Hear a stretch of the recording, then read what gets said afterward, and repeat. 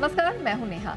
बाजार लंबी रेस लगाने की तैयारी में है और ये तेजी आएगी छोटे और मझौले शेयरों के दम पर। जी हाँ, तो अब सवाल ये है कि क्यों आएगी? आखिर स्मॉल और मिड कैप शेयरों में तेजी और छोटे मझौले शेयरों में तेजी को कहां से मिलेगी हवा?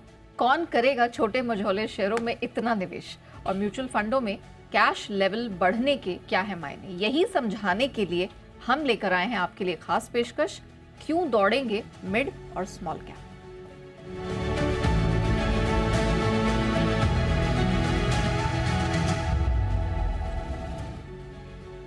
तो इस खास पेशकश पर बात करने के लिए हमारे साथ आप सबके चहेते जी बिजनेस के managing editor Anil Singhvi sir हमारे साथ जुड़ चुके हैं।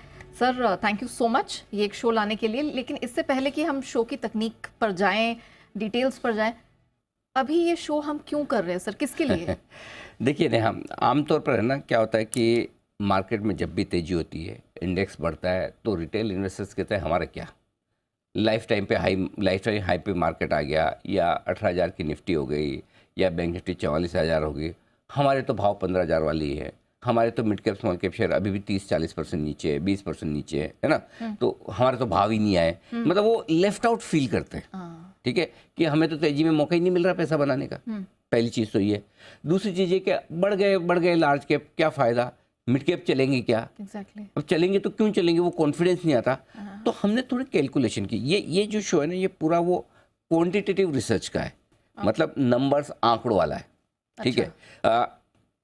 दो तरह से काम किया जाता है, एक तरह से थोड़ा नंबर्स का काम किया जाता है, दूसरा काम फंडामेंटल किया जाता है। फंडामेंटल काम आप तब करते हैं जब किसी सेक्टर या स्टॉक में पैसा लगाते हैं, तो वो सेकेंडरी स्टेज है, वो अलग है। लेकिन overall mid cap small cap शेयरों में पैसा आएगा क्या, लार्ज कैप शेयरों में खरीदारी होगी क्या, बैंक निफ्टी लाइफ हाई पहुंच गया, निफ्टी लाइफ हाई के आसपास है क्या, mid cap small cap share चलेंगे क्या, चलेंगे तो और कितने चलेंगे, ये चल चुके उतना काफ़ी है क्या, 2-4 हफ्ते के बाद जनरली रुक जाते हैं, इस बार थोड़ा लंबा चलेगा क्या? ये सारे सवालों के अगर आपके मन में भी ये सारे सवाल हैं, हाँ, तो इनके जवाब देने की कोशिश मैं आज करूंगा। और उसके लिए ये रिसर्च हमने पिछले कुछ दिनों से हम लगातार तैयार कर रहे हैं। और आपको याद होगा 28 अप्रैल को मैंने छुट्टियों में जाने से पहले कहा था कि बाजार बड़े ब्रेकआउट की तैयारी में है। और जब छुट्टियों से हम वापस आए, 6 अप्रैल को आरबीआई ने क्रेडिट पॉलिसी दी थी, पॉलिसी में ब्याज दरें पोज कर दी थी, और उसके बाद 10-11 अप्रैल से हम लगातार मिड कैप शेयरों पे बुलिश नहीं है, सुपर बुलिश है, बेहद बुलिश है। और ये कह रहे हैं कि बार बार लगातार कि मिड कैप इंडेक्स और मिड कैप शेयरों में बढ़िया तेजी होगी, और वो आप देख लीजिए हो भी रही है। पिछले करीबन आप 30 ट्रेडिंग सेशन देखें, मुश्किल से 3-4 ट्रेडिंग सेशन ऐसे हैं जो लाल निशान में मिड कैप और स्मॉल कैप इंडेक्स बंद हुए हैं। अब भी अगर 2 दिन से बैंक निफ्टी ठंडा होता है तो mid cap small cap share अपनी रफ्तार बनाए रखते हैं। तो आज ये शो करने के पीछे, और सवाल आपने बहुत अच्छा पूछा शुरुआत में, यहाँ वजह यही है ताकि आपको इस बात का कॉन्फिडेंस मिले कि आपके पास आपके पोर्टफोलियो में जो शेयर है उनमें तेजी होगी कि नहीं। ओके, चलिए, तो आज क्वांटिटेटिवली हम इसको एनालाइज करने वाले हैं, जैसा कि सर ने कहा। और एक जो पैरामीटर होता है जिसको बहुत बारीकी से देखना पड़ता है, नंबर क्रंचिंग करनी होती है, एनालिसिस, उसे हम लेकर आएंगे, और वो है एफआईआई डीआईआईज का डेटा, यानी कि एफआईआई जो घरेलू फंड है उनकी प्रदर्शन कैसी रही है। तो सर, पिछले 6 महीने के आंकड़े किस तरफ इशारा कर रहे हैं? वैसे 6 महीने के आंकड़े आप देखे तो मिले जुले हैं। मैंने नवंबर से लेकर अप्रैल तक के आंकड़े लिए, और मई के तो अभी शुरुआत के आंकड़े हैं। तो नवंबर से लेकर ये जो अप्रैल तक के आंकड़ों में, उनमें अगर आप देखेंगे तो एफआईएस की तरफ से अप्रैल के बाद मूड बदला है खरीदारी का। जनवरी, फरवरी, दिसंबर, इन तीनों महीनों में एफआईएस ने बिकवाली की है, दम लगाकर।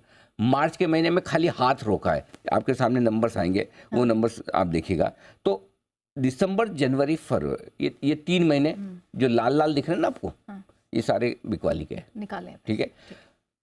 एफआईएस खरीदते हैं तो लोकल फंड बेचते हैं, एफआईएस बेचते हैं तो लोकल फंड खरीदते हैं, मतलब दोनों के बीच में आमने सामने वाला मामला रहता है। अब हुआ ये कि मार्च के महीने में एफआईएस ने थोड़ी सी अपने हाथ रोका है, लोकल फंड ने मार्च के महीने में जम के खरीदारी की, 30,000 करोड़ से ज़्यादा की। क्यों? क्योंकि मार्च के महीने में पैसा बहुत आता है, क्लोजिंग होती है। हाँ, क्लोजिंग के हिसाब से। अप्रैल में दोनों के आंकड़े बहुत छोटे। अप्रैल महीने के आंकड़े देखिए, 5,700 करोड़ की एफआईएस की खरीदारी है और 2,200 करोड़ की लोकल। लेकिन इसमें एक इंटरेस्टिंग रुझान जो है कि अप्रैल के महीने से दोनों बेच नहीं रहे, दोनों नहीं बेच रहे, ये बहुत बड़ी चीज़ है। तो यानी कि अब दोनों की तरफ से बिकवाली का प्रेशर कम हो, अब खरीदारी कितनी होगी वो देखने वाली बात है। तो खरीदारी में मई में अब तक का जो आंकड़ा है 16,000 करोड़ की खरीदारी मई में अब तक कर चुके हैं। यानी कि नवंबर का महीना था जहां 22,000 करोड़ की एफआईज की खरीदारी थी, उसके बाद अब तक का ये बेहतरीन सबसे बेस्ट महीना आ रहा है। पिछले 6 महीने का सबसे बेस्ट महीना बनने की तैयारी मई कर रहा है। सो एफआईज का पूरा रिन्यूड इंटरेस्ट आ रहा है। लेकिन मुझे मजा इसमें नहीं है। अच्छा, एफआईज ले रहे हैं ठीक है, लेकिन आज की जो डिटेल्ड स्टडी है, जो रिसर्च है, वो आगे ये एफआईज के बजाय लोकल फंड्स नहीं ले रहे हैं इस महीने, जिन्होंने 5,000 करोड़ की बिकवाली की है, इस पर है जो मैं आगे आपको धीरे धीरे बताऊंगा। लेकिन फिलहाल आपको एक ब्रॉडर पिक्चर के लिए ये समझने के लिए ये है कि अप्रैल और मई एफआईज का मूड बदल रहा है। तो एफआईज का मूड बदलने का मतलब ये कि दिग्गज शेयरों में इंडेक्स लेवल पे आपको ज़्यादा कमजोरी नहीं दिखेगी, क्योंकि वो जो खरीदते हैं बड़े शेयर खरीदते हैं, लार्ज कैप खरीदते हैं। तो यहाँ पर ये बड़ा काम है। चलिए, तो एफआईआईज तो हमारे फेवर में काम करते हुए यहाँ पिछले 3 महीनों में दिखाई दे रहे हैं। लेकिन सर, म्यूचुअल फंड्स का क्या? म्यूचुअल फंड में कैश लेवल कितना है और क्या बढ़ रहा है ये?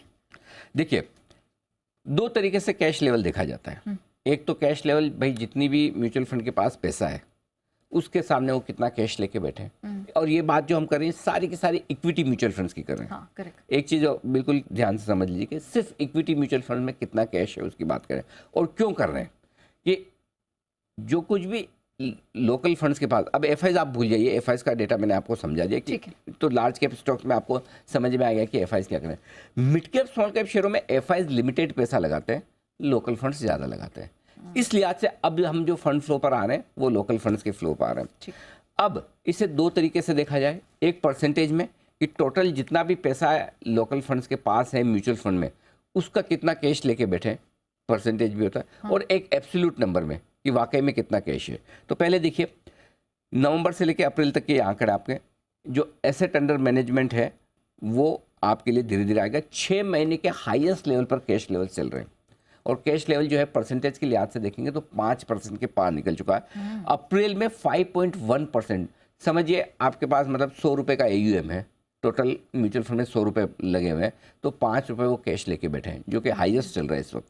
अब समझिए कैसे, टोटल अप्रैल के महीने में 13,31,000 करोड़ रुपए का इक्विटी में पैसा है, 13 लाख ये लोकल फंड का, उसका 5.1% वो कैश लेकर बैठे हैं। यानी कि कैश लेवल जो है ना वो हाईएस्ट लेवल पर इस वक्त चल रहा है परसेंटेज के लिहाज से। ये बड़ी चीज़ है। तो धीरे धीरे ये देखिए परसेंटेज बढ़ रहा है। नवंबर में 4.6% था, 4.5, 4.7, अब 5% के ऊपर जनरली कैश लेवल नहीं रहता इक्विटी फंड्स में, जनरली नहीं रहता, और ये हाईएस्ट लेवल है। और अगर यही आप है ना 5 साल का एवरेज कैश लेवल देखेंगे तो 3.8% ही था। अगर हम देखें तो एवरेज के मुकाबले कैश लेवल बहुत ज़्यादा बढ़ा हुआ है। यानी बढ़ा हुआ का मतलब क्या है, आप म्यूचुअल फंड कैश कब रखते हैं अपने पास? कैश 2 कंडीशन में रखते हैं। एक, या तो उन्हें लगता है कि रिडम्पशन आ सकता है तो पैसे रखे हाथ में, या फिर उन्हें लगता है कि करेक्शन आ सकता है तो पैसे रखे हाथ में। भाई रिडम्पशन आएगा तो देने पड़ेंगे, तो कहाँ बेचेंगे कोई भी शेयर, और specially mid cap small cap share जल्दी से बिकते नहीं है, आराम से, मतलब कम लिक्विड होता है कंपेरेटिवली, तो इसलिए वो कैश रखते हैं। या फिर उन्हें लगता है कि अरे भाई करेक्शन आएगा, मार्केट नीचे आएंगे तो थोड़ा पैसा रखते हैं हाथ में, फिर खरीदेंगे। सो ये 2 बड़ी चीज़ें हैं। और अप्रैल के महीने में जो कैश लेवल है वो 68,000 करोड़ के आसपास पहुंच चुका है, जो हाईएस्ट है। अब तक का हाईएस्ट कैश लेवल है म्यूचुअल फंड में, 67-68,000 के आसपास पहुंच चुका है। तो ये बड़ी इंटरेस्टिंग चीज़ है। तो एनीवे पहले मैं आपको परसेंटेज में बता दूं, 5% के आसपास का आपका कैश लेवल है, वो हाईएस्ट लेवल पे चल रहा है इस वक्त। ओके, चलिए, और एवरेज के भी ऊपर, ये काफ़ी ऊपर चल रहा है। अच्छा सर, आमतौर पर कैश लेवल है ये इक्विटी म्यूचुअल फंड में होता, मतलब रेंज क्या होती है? ये औसत की तो हम बात कर रहे हैं, परसेंटेज वाइज आपने बताया, बट आमतौर पर यही लेवल्स दिखते हैं या कुछ अनोमली है? नहीं, ये हाईएस्ट लेवल पर है। देखिए, मैं आपको पिछले कुछ महीनों का कैश लेवल बताऊं। नवंबर में 60,000 करोड़ से कम का कैश था। अच्छा, ठीक है, ये कैश लेवल बढ़कर अब 68,000 करोड़ के आसपास, यानी कि 10% से ज़्यादा और कैश लेवल बढ़ गए। अच्छा, जो पिछले 5-6 महीनों में, यानी कि पिछले 5-6 महीनों में पैसा तो आ रहा है म्यूचुअल फंड के पास। हर महीने 13,000 करोड़ के आसपास की SIP आ रही है, करेक्ट। दूसरा पैसा भी आ रहा है, लेकिन वो पैसा पूरा का पूरा लग नहीं रहा मार्केट में। अच्छा, तो कैश लेवल आपके परसेंटेज में भी बढ़ गए, 5.1% है, और एब्सोल्यूट नंबर में भी चलो परसेंटेज तो अपनी जगह है, लेकिन अल्टीमेटली कितना पैसा लगना है वो इम्पोर्टेंट है ना। तो 68,000 करोड़ के कैश लेवल पे इस वक्त म्यूचुअल फंड बैठे हैं। सोचो 68,000 करोड़, ये पैसा उन्हें या तो लगाना है आज नहीं तो कल, या फिर उन्हें रिडम्पशन के लिए रखना है। अब रिडम्पशन कितना आ सकता है, स्पेशली जब आप ट्रेंड देखें कि पिछले कई महीनों से नेट इनफ्लो ही आ रहा है, आउटफ्लो है नहीं, तो आप उसके लिए कितना रखेंगे, 3%, 4%, 3.5%, और कितना आप लगाएंगे, ये कहानी है जिसको हम आगे बताएंगे। ओके, चलिए ये तो हमने क्लियरली समझ लिया कि इस बार कुछ अलग से होता हुआ यहाँ पर दिखाई दे रहा है, and they are sitting on very good amount of cash. Sir mid cap small cap में कैश लेवल कितने हैं सर? अब ये सबसे इंटरेस्टिंग हमारी जो पूरी स्टोरी उसका पार्ट ये है, क्योंकि अल्टीमेटली आपको चाहिए तो यही कि ओवरऑल कैश लेवल कितना क्या आपका चल रहा है। तो अब आप देखिए कि मिड कैप और स्मॉल कैप शेयरों में जो कैश लेवल है, जो भी कैश लेवल उसको दो पार्ट में कर लीजिए, एक मिड कैप स्मॉल कैप में कितना है और दूसरा आपका कैश लेवल आता है वो है आपका एवरेज कितना है। ठीक है, तो अब इस वक्त मिड कैप और स्मॉल कैप शेयरों में कैश लेवल लगातार बढ़ रहा है, पिछले 6 महीने से हाईएस्ट लेवल पर आ गया है, और इनका कैश लेवल लगभग 6% तक बढ़ चुका है। अच्छा, हाँ, तो अब इसमें यह कि ये रिकॉर्ड लेवल के आसपास कैश लेवल है, लगभग 26,000 करोड़ के आसपास का। तो अब 26,000 करोड़ के आसपास का कैश लेवल जो म्यूचुअल फंड्स में मिड कैप और स्मॉल कैप शेयरों में चल रहा है, ये बड़ा इंटरेस्टिंग आंकड़ा है। यानी कि आपके टोटल 68,000 करोड़ में से 26,000 करोड़ करीबन ऐसा पैसा है जो सिर्फ और सिर्फ मिड कैप में जाएगा।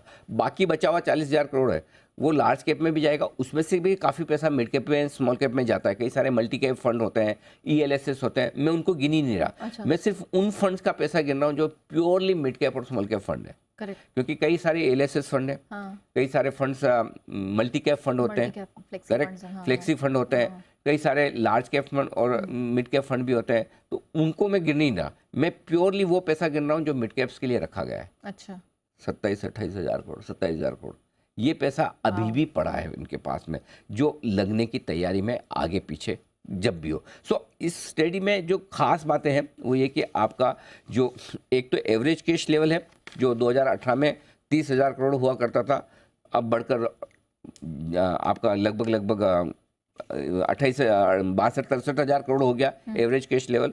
यानी कि कैश लेवल आपके म्यूचुअल फंड में बढ़ रहे हैं, नो डाउट आपका AUM भी बढ़ रहा है, उस लिहाज से बढ़ रहा है।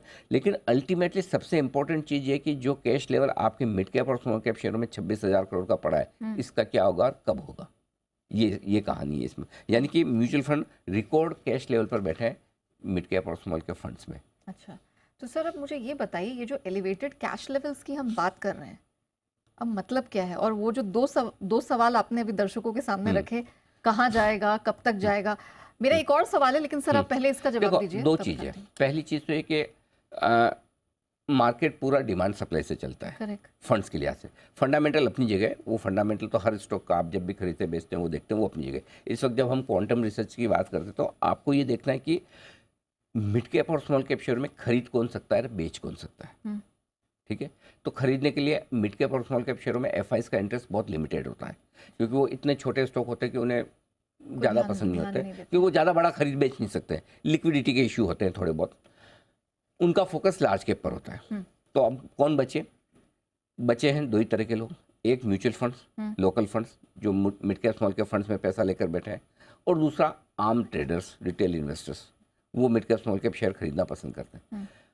अब म्यूचुअल फंड में तो लगातार पैसा आ रहा है, कैश लेवल हाईएस्ट बैठे हैं, और लोकल इन्वेस्टर्स भी मार्केट पर बुलिश ही हैं, पॉजिटिव हैं, तो खरीदारी तो आनी है, बिकवाली कहाँ। यही रीजन है कि मिड कैप स्मॉल कैप शेयरों के जिन फंड्स को जो शेयर पसंद है वो बेचते ही नहीं है, वो नीचे आए तो लेने का सोचते हैं, बोले बेच के लेंगे क्या। तो सर ये क्या ये अभी का फिनोमेना है, ये हमेशा ही मिड कैप स्मॉल कैप के फंड बायर्स के साथ दिखता है? नहीं, हमेशा नहीं होता, अभी कुछ ज़्यादा हो रहा है। उसकी वजह ये कि लोकल फंड्स के पास पैसा पूरा आ रहा है, नहीं तो क्या है कि अगर रिडम्पशन भी हो तो उन्हें लगे कि यार कभी तो बेचना पड़ेगा, तो हम कम खरीदें थोड़ा। तो इसलिए एक तो चीज़ है कि जो इनके पोर्टफोलियो में है वो ये बेचने की हड़बड़ी और जल्दबाजी में नहीं, भले ही वो महंगा ट्रेड कर रहा है। कई बार होता है कि जो स्टॉक 30 या 40 के मल्टीपल पर ट्रेड करता था वो 60 पे है, तब भी जानते हुए भी नहीं बेच रहे। अच्छा, एक ये।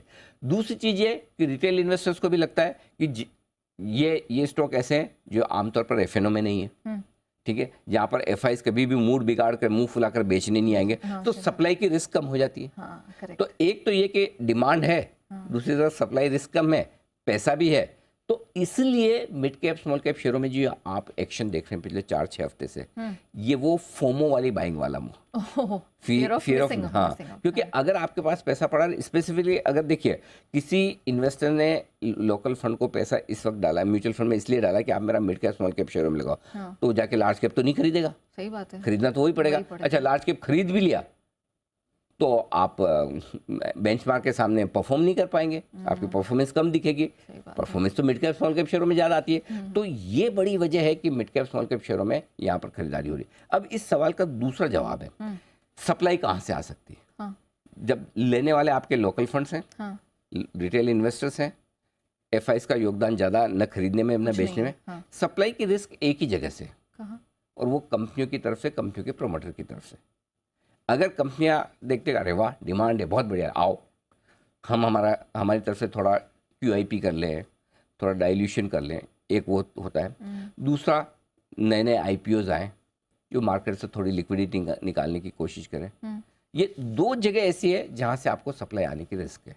अच्छा, या प्रमोटर्स अपनी स्टेक बेचे करें फंड्स को। सो एक तो प्रमोटर या कंपनी की तरफ से, और दूसरा आपका कहीं कहीं नया IPO यानी कि अदरवाइज ज़्यादा बड़ी सप्लाई नहीं है। ओके, हाँ, सो सप्लाई आने की रिस्क कम है, डिमांड की संभावनाएं ज़्यादा है। चलिए उस रिस्क को हम साइड में रख देते हैं सर। इवेंचुअली जो रिटेल निवेशक हैं उनके लिए क्या सलाह है, क्योंकि आप बोल रहे हैं कि 4-6 हफ्ते से हम देख रहे हैं बहुत ट्रैक्शन इनकी तरफ बढ़ रहा है। अब सवाल मन में वही आता है, is this euphoria here to stay, और उनको करना क्या है? देखिए 2-3 चीज़ें हैं यहाँ। एक तो ये कि आमतौर पर क्या होता है, ये सारी इन्वेस्टर्स की एक बड़ी प्रॉब्लम है कि ख़राब मार्केट में लिया नहीं जाता, और specially mid cap small cap share तो कभी भी नहीं लिए जाते, बहुत मुश्किल होता है। तो होता है कि आप जब लेते तो आप ऊपर के लेवल पे फंस जाते हैं, और उसके बाद मार्केट नीचे जाता है, तो मार्केट नीचे जाएगा तो करेक्शन शार्प होगा। अब आप जब 16,800 के आसपास निफ्टी पर आए, तो भले इंडेक्स ज़्यादा घटा नहीं, मुश्किल से 10%, लेकिन आप देखो mid cap small cap share कितने शेयर ऐसे जो 40%, 50%, 60% ऊपर से नीचे आ गए। और बढ़िया बढ़िया क्वालिटी के मिड कैप स्टॉक भी 30-40% घटे। ऐसा नहीं कि उन कंपनियों में कोई खराबी है ना, किसी के तो चलो रिजल्ट खराब है, घट जाए तो भी समझ। कई कंपनियां ऐसी भी आपको मिलेगी जिनके रिजल्ट भी ठीक ठाक हैं, आगे आउटलुक भी, फिर भी 30% नीचे। अब ऐसे में क्या होता है, इन्वेस्टर हिल जाता है, वो सोचता है कि यार मैं गलती तो नहीं कर दी मैंने लेके। फिर क्या होता है, जब इस तरह के माहौल में जब बाइंग आनी शुरू होती है, पहले लार्ज कैप्स भागते हैं, इंडेक्स में मूव आता है, इंडेक्स में मूव आने के बाद फिर मिड कैप जब चलना शुरू होते हैं, तो लोगों को लगता है कि चलो ठीक है यार बढ़िया है, अब मेरा पोर्टफोलियो में भी थोड़ा जान आई, हाँ जान आई, थोड़ा एक्शन आया, थोड़ा हिलना डुलना शुरू हुआ, NAV ऊपर आए। फिर क्या करते हैं, अच्छा ये XYZ है, मेरे इस भाव का लिया, भाई मेरा भाव आते ही बेच देना है मुझे। तो भाव आते ही बेच देना, तो फिर क्या आपने 1.5 साल पार्किंग खोल रखी है, मतलब आए रखे हैं, भाव आया बेच गए, तो फिर आप कमा नहीं पा रहे। अब कई बार ये होता है कि आप भाव आया ना बेचें, तो फिर आपको लगता है अरे बड़ी मुश्किल से तो भाव आया, वापस 5% 2% नीचे आ गया, मैं तो मिस कर गया, गलती कर दी। सो अब इसका सॉल्यूशन ये है कि जिन शेयरों में एक्शन फिर से हो रहा है, अगर आप ये सोचो कि भाई जब आपने लिया था तब आपने जो सोच कर लिया, अगर फंडामेंटल उससे ख़राब हो गए और सिर्फ मार्केट की तेज़ी के साथ ये शेयर ऊपर आ रहे हैं, तब तो आपको निकल जाना है। लेकिन अगर शेयर तब भी अच्छा था, आज भी अच्छा है, बाजार के साथ गिर गया, रिजल्ट्स अच्छा आ रहे, बिजनेस में प्रॉब्लम नहीं है, मैनेजमेंट खराब नहीं, जैसे प्रॉब्लम मतलब जैसे कोई ऐसे बिजनेस है जो इंटरनेशनल मार्केट से जुड़े हुए हैं, तो वहाँ आपको मालूम है समस्या है। लेकिन कुछ बिजनेस ऐसे हैं जो लोकल मार्केट्स के ही हैं, हमारे इंडिया से जुड़े हुए हैं, वो खाली मार्केट का करेक्शन के साथ स्टॉक भी नीचे आया 20% 25%, तो वहाँ पे आपको भाव आने पर निकलना नहीं है। जहाँ नतीजे ठीक हैं, प्रमोटर ठीक है, बिजनेस ठीक है, और वो वापस ऊपर आ रहा है, तो आपको रुकना चाहिए। क्योंकि आमतौर पर मिड कैप स्मॉल कैप शेयरों में जब भी बढ़िया वाली और बड़ी वाली तेजी बनती है ना, तो वो जब या तो वो 2 हफ्तों की होगी ख़त्म हो जाएगी। लेकिन अगर 2 हफ्तों से ज़्यादा चल गई तो वो 8-10 हफ्तों की तेजी अच्छी बनती है। और उसमें भी समस्या क्या है नया कि अगर 8-10 हफ्तों की तेजी बनी और आपने 6 हफ्ते 4 हफ्ते 8 होल्ड किया, देखा, लेकिन आखिर के 1-2 हफ्ते जो थोड़ा यूफोरिया बनने लगता है मिड कैप में, उसमें भाव बहुत तेजी से बढ़ते हैं, 10-10 20-20% आपके mid cap index, mid cap share भाग जाते हैं। अगर आप उस वक्त बेच कर निकल गए तो सबसे ज़्यादा रिग्रेट होता है। पूरा 2 साल रखा और 2 हफ्ते और रख लेता तो मेरे इतने पैसे बन जाते हैं। सो मेरा पॉइंट है कि अब आपने एंट्री गलत कर दी, समझो आपने ऊपर के भाव पे लिया, कम से कम आपने एक अच्छा काम किया, होल्ड किया। अब दूसरा अच्छा काम ये करिए कि जब आपके भाव आए तो उसको बहुत क्लोजली रिव्यू कीजिए कि मुझे अभी निकल जाना है या थोड़ा इंतज़ार करना है।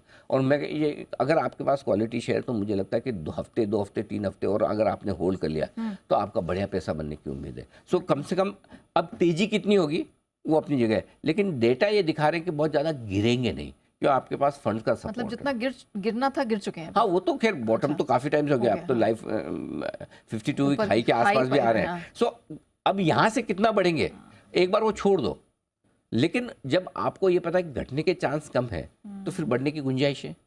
तो उसके लिए थोड़ा आप है ना इसको दबा के रखिए। इसलिए आज पर्पज़ यही है कि ताकि है ना आप औने पौने दामों पे अच्छी क्वालिटी के शेयर बेच करने निकल जाए, इस चक्कर में कह रहे मैं तो बड़ी मुश्किल से भाव आया है, ये नहीं चाहिए। और अगर जहाँ अब भी कुछ स्टॉक्स ऐसे हैं जो ज़्यादा नहीं चले नीचे से, जहाँ कंपनियों के रिजल्ट ठीक है, बिजनेस अच्छा है, वहाँ अब भी आपकी अपसाइड बनेगी, वहाँ अब भी खरीदना चाहिए। छोटे छोटे सेक्टर रोटेशन में आ सकते हैं, जैसा डिफेंस चला, फर्टिलाइजर, रेलवे। एक्चुअली वही पूछने वाली थी सेक्टर्स। पूछिए। इनफैक्ट आईटी पे, क्योंकि मैं इसलिए पूछ रही हूँ क्योंकि हम जितने भी अपने एक्सपर्ट से बात करते हैं मिड कैप स्पेस में तुरंत आईटी स्पेस उनके दिमाग में आता है। तो ये जोड़ के वो जो इंडाइस सेक्टर, देखो मैं आपको बताऊं मुझे क्या पसंद है। हाँ। मैं आपको सिंपल बता, रेलवे स्टॉक्स हम लगातार कह रहे हैं, नो डाउट सारे नीचे से लगभग दुगने होने आए, अब भी यहाँ पर अगर आपका व्यू है ये चलेंगे। फर्टिलाइजर स्टॉक्स में थोड़ा करेक्शन आ जाए मानसून के चक्कर में तो वो वापस तेजी बन जाएगी, लेकिन एक दो स्पेस बहुत इंटरेस्टिंग, एक कैपिटल गुड्स और मैन्युफैक्चरिंग वाली जो कंपनियां बहुत शानदार रिजल्ट्स आ रहे हैं इसमें, और ऑर्डर बुक देखिए भर भर के ऑर्डर पड़े इनके पास, काम की कमी नहीं है, आपके ऊपर आप कितना काम कर सकते हैं। तो वो कंपनियां ढूंढो जिनके पास बहुत काम है या बहुत काम आने वाला है। अब जैसे रेलवे में साफ दिख रहा है ना, जो काम डिफेंस में हुआ आत्मनिर्भर भारत, वो अब रेलवे में हो रहा है, सरकार जहाँ खर्चा कर रही है उसी के तो ऑर्डर मिलेंगे लोगों को। सही बात है ना, उससे जुड़े हुए डायरेक्टली इनडायरेक्टली सब में पैसा बनना है। मैन्युफैक्चरिंग में इतना इन्वेस्टमेंट हो रहा है, वो काम आ रहा है। छोटे मोटे सीमेंट का स्टॉक्स वो चल सकते हैं। बाकी बड़े सेक्टर्स में आपको थोड़ा चूजी होना पड़ेगा, लेकिन कुछ कुछ सेक्टर्स ऐसे हैं जो आपको अभी भी बहुत एक्शन दिखाने को तैयार है। तो मेरा ये समझना है यहाँ पर आपके लिए निवेश के मौके अब भी ढेर सारे हैं। सो आपको, और दूसरी ये चीज़ है कि जिन कंपनियों में गवर्नेंस इशू नहीं है, अब जैसे रेलवे है, क्या इशू है वहाँ पर, सरकार की कमी है, ठीक है, थोड़ी बहुत सरकार की पॉलिसी कम ज़्यादा कुछ हो जाए उससे कोई इशू आता तो आता है, बट अदरवाइज तो ज़्यादा है नहीं।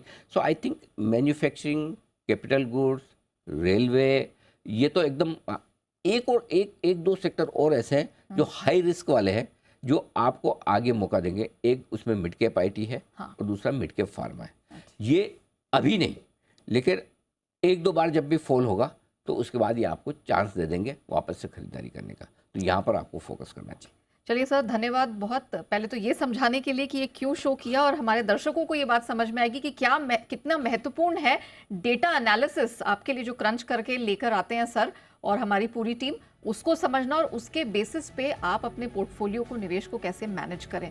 तो उम्मीद करते हैं आपको अब समझ में आ गया है कि क्यों दौड़ेंगे मिड और स्मॉल कैप और किन सेक्टर्स पर आपको रखनी है नजर। हमारी इस खास पेशकश में इतना ही, हमें दीजिए इजाजत।